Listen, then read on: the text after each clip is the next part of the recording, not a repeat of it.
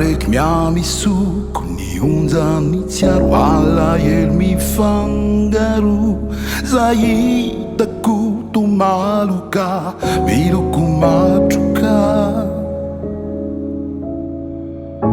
ny hiry zay henoko mamontsona ny foko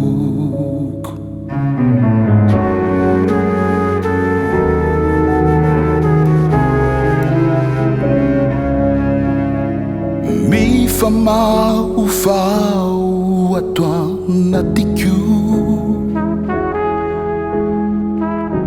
ny tontolonao mangotraka tsy tantiko mandratra ny saiko miatra minyaiko fa malahelo aho tsy hitako ny atao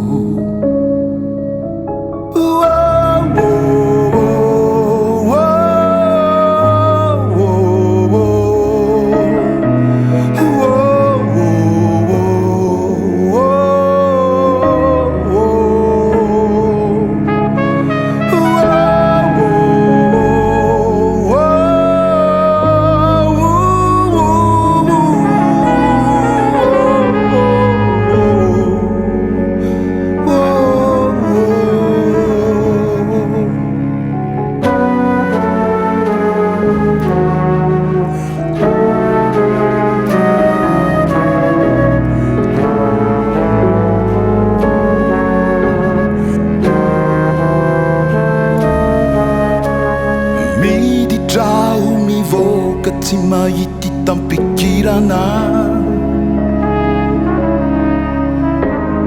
reko miboka tafaotry zany fanginana mandratra ny saiko